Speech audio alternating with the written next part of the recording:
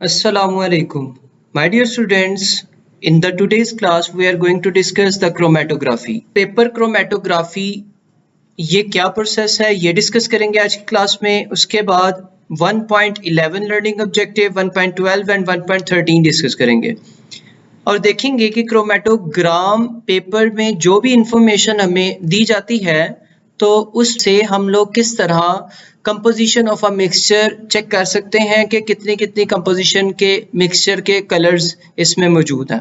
ठीक है, उसके बाद हम लोग आरएफ वैल्यू कैलकुलेट करना सीखेंगे और उसके बाद एक practical investigation of paper chromatography करेंगे यूजिंग इंक्स और फूड कलरिंग के साथ। जी, paper chromatography is the separation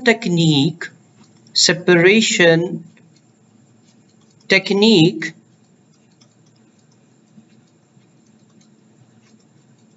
used to separate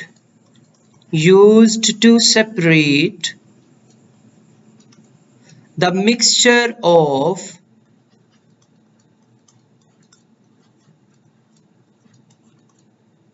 dies. ठीक है, अब डाइज क्या है? डाइज हमारे पास मिक्सचर ऑफ डिफरेंट कलर्स होते हैं, मिक्सचर ऑफ डिफरेंट कलर्स। अच्छा, और ये क्या हो सकता है? एक तो मिक्सचर ऑफ डिफरेंट कलर्स है, ये इंक की डिफरेंट जो है मिक्सचर हो सकते हैं या फिर फूड कलरिंग हो सकती है। ठीक है, या हेयर डाई भी हम लोग इसको कह सकते हैं कि हेयर डाई भी mixture of different food colours होते हैं। ठीक है, इसमें अब आप राइट साइड पे देखें तो आपको इसकी डायग्राम शो हो रही होगी। इसमें हमने 4 थिंग्स देखनी है। हमें 4 एपरेटिसेस रिक्वायर होते हैं इस प्रोसेस को प्रोसीड करने के लिए। सबसे पहला हमें बीकर रिक्वायर होता है, दूसरे नंबर पे हमारे पास क्रोमेटोग्राम पेपर रिक्वायर होता है। ठीक है, ये क्रोमेटोग्राम पेपर है। उसके बाद थर्ड जो है वो सोलवेंट रिक्वायर होता है और फोर्थ आपको वॉच ग्लास या फिर हम इसको लिड भी कह सकते हैं जिससे हमने कवर किया हुआ है, ये रिक्वायर होते हैं। अच्छा जी, अब बीकर जैसे आप देख रहे हैं कि बीकर को आपने क्या करना है, वॉच ग्लास से कवर कर देना है। ठीक है, और आपने क्या करना है, क्रोमेटोग्राम पेपर लेना है, उस पेपर को सोलवेंट के अंदर डिप करना है और याद रखिएगा उस पेपर के ऊपर आपने पेंसिल से एक लाइन लगानी है और जब भी आप डिप करने लगेंगे इसको सोलवेंट में तो आपने इसको जो है इस पेंसिल लाइन को अबव द सोलवेंट रखना है, इसको सोलवेंट के अंदर डिप नहीं करना। ठीक है, जब आप इसको सोलवेंट के अंदर डिप कर देंगे और पेंसिल लाइन अबव होगी, यहाँ पर आपने क्या करना है, अपनी मिक्सचर ऑफ डाइज प्लेस कर देनी है पेंसिल लाइन पे। ये सोलवेंट आहिस्ता आहिस्ता ट्रेवल करता हुआ इस डाई के साथ मिक्स होकर इस डाई को एक्सपेंड कर देगा। इट मीन्स डैट कि इस डाई के अंदर जितने भी कलर्स होंगे, फॉर एग्जाम्पल ये रेड कलर है, ये ऑरेंज है और ये पिंक कलर है। ठीक है, जितने भी कलर्स होंगे ये आपको क्रोमेटोग्राम पेपर के ऊपर शो होना शुरू हो जाएंगे। ठीक है, अब वॉच ग्लास का भी जो है रीजन क्यों हमने यूज किया यहाँ पर, हम वॉच ग्लास के बगैर भी तो इसको प्रोसीड कर सकते थे, वो मैं आगे एक्सप्लेन करता हूँ आपको। अच्छा जी, अब ये आप डायग्राम देख रहे होंगे कि जिसमें मैंने लेबलिंग के लिए आपके लिए चीजें छोड़ दी हैं। ठीक है, अब हमने क्या करना है, सबसे पहले ये हमारा क्या था, ये हमारे लिड लगी हुई है जिससे हमने कवर किया हुआ है। ठीक है, उसके बाद ये हमारे पास क्या चीज है, ये पेपर क्रोमेटोग्राफी है। ये क्या है, पेपर क्रोमेटोग्राम भी कह सकते हैं या क्रोमेटोग्राफी।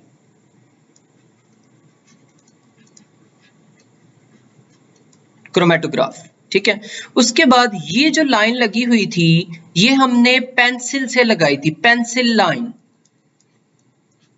ठीक है, और उसके बाद नीचे यहां पर हमारे पास क्या था, हमारे पास यहां पर सोलवेंट था। क्या चीज थी हमारे पास, सोलवेंट। ठीक है।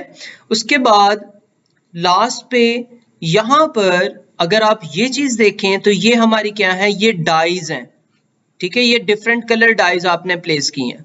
अब ये एक ए डाई है, ये बी है, ये सी है और ये डी डाई है। 4 किस्म की डाइज है हमारे पास, 4 टाइप्स ऑफ डाइज, ठीक है। उसके बाद ये जो चीज है ये इसको कहते हैं सोलवेंट फ्रंट, ठीक है। इसका मतलब है सोलवेंट ने कितना ट्रेवल किया, ठीक है।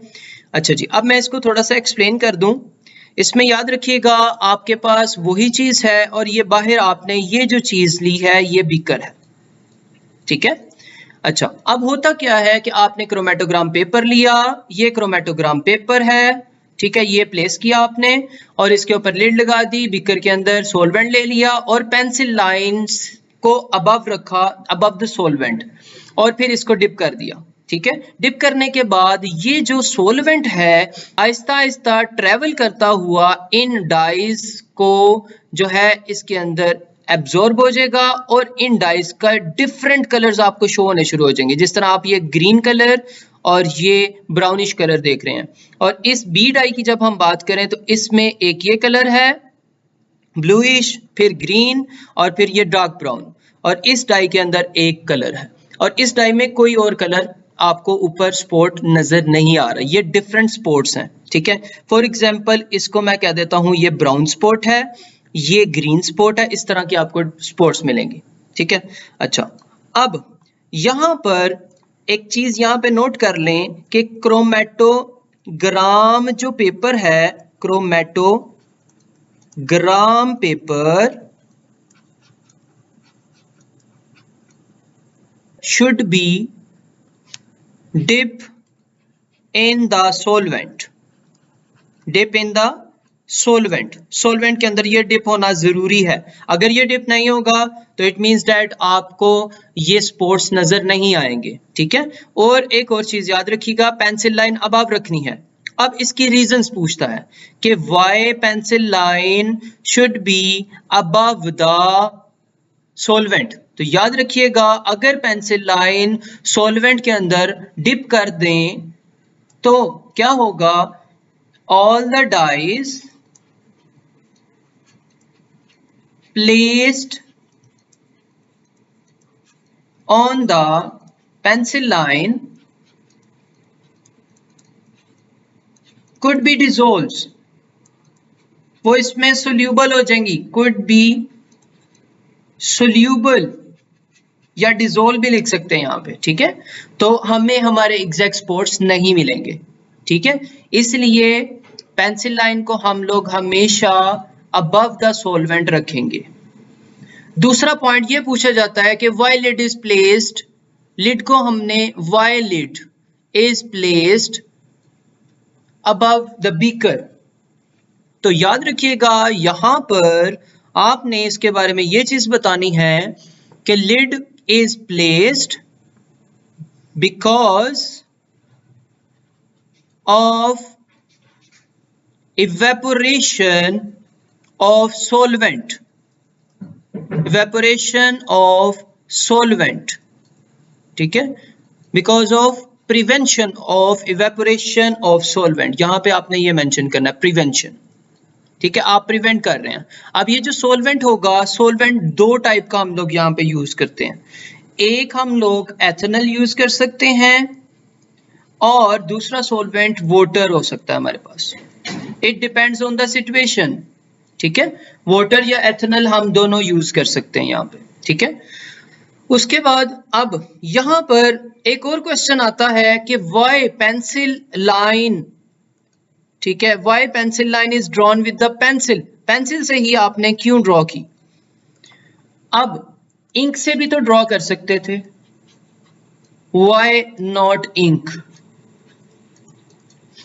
तो याद रखिएगा इंक जो है, ink is soluble in solvent, soluble in solvent, solvent के अंदर ये सोल्यूबल हो जाएगी इंक, ठीक है।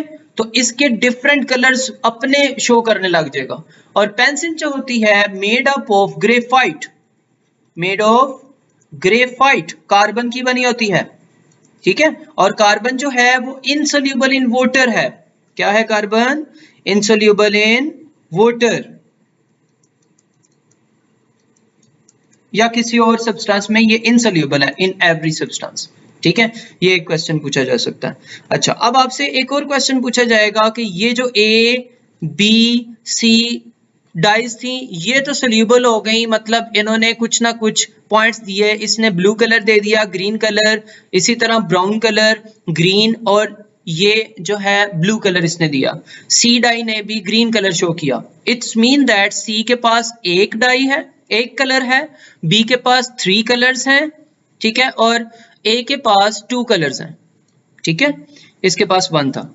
अब डी डाई जो सी है ये सोल्यूबल नहीं हुई, इसका कोई स्पॉट नहीं दिया, तो इसका मतलब ये जो डी डाई है ये इनसोल्यूबल थी, इनसोल्यूबल इन सॉल्वेंट, सॉल्वेंट के अंदर ये इनसोल्यूबल थी, इस वजह से इसने कोई स्पॉट शो नहीं किया। ठीक है, ये कुछ क्वेश्चंस थे और इनकी एप्रेटिसेस की मार्किंग पूछी जाती है कि ये लिड क्या है, सॉल्वेंट फ्रंट क्या होता है, डाइज कहाँ पे होती हैं, क्रोमेटोग्राम पेपर हमने कहाँ पे प्लेस करना है, पेंसिल लाइन से लगानी है या फिर इंक से। ठीक है, ये कुछ क्वेश्चन पूछे जाते हैं। अच्छा जी, नेक्स्ट अब हमारे पास आ जाती है आरएफ वैल्यू। आरएफ वैल्यू जो होती है इसको हम लोग रिटार्डेशन फैक्टर कहते हैं, रिटार्डेशन फैक्टर। ठीक है, अच्छा, अब रिटार्डेशन फैक्टर जो है, रिटार्डेशन होता है किसी चीज को रोकना, टू स्टॉप समथिंग। ठीक है, अब स्टॉप समथिंग, अब यहां पर इसका एक फॉर्मूला होता है, distance travel by the spot, travel by the spot, जब आपने डिफरेंट स्पोर्ट्स देखी थी। ठीक है, और नीचे होता है डिस्टेंस ट्रेवल बाय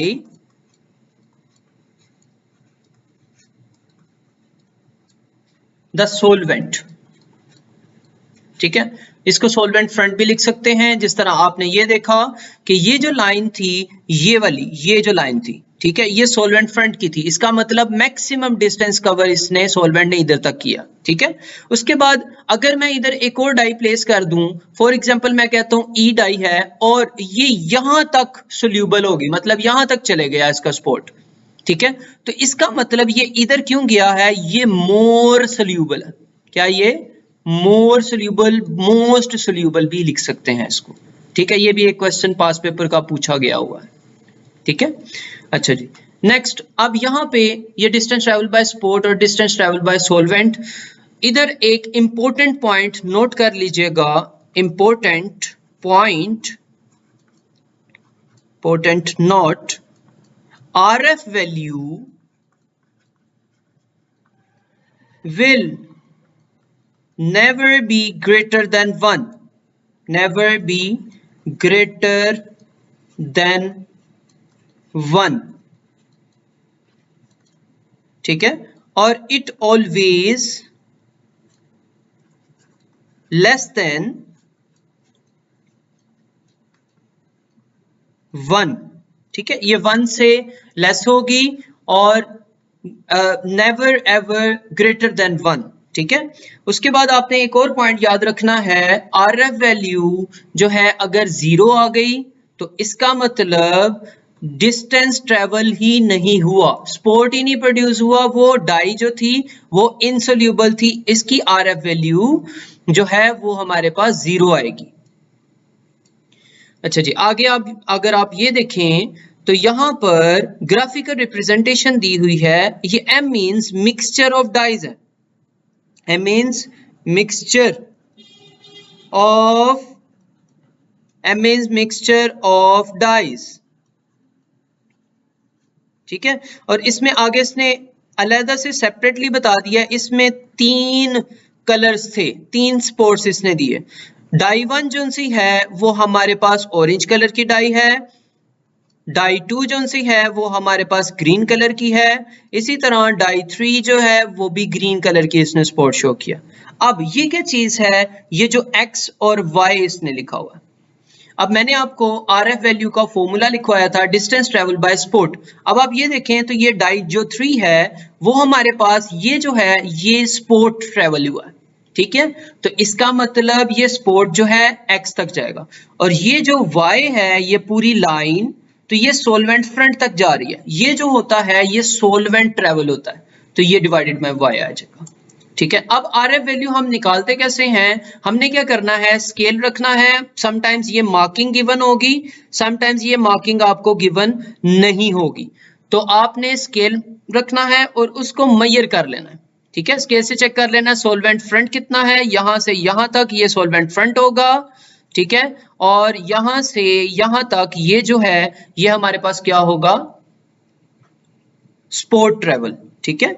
अच्छा, अब स्पॉट ट्रेवल अगर हम यहां पर देखें, यहां से बिल्कुल कॉर्नर से हम लोग चेक करें तो ये हमारे पास स्पॉट ट्रेवल 3 बनता है, ठीक है।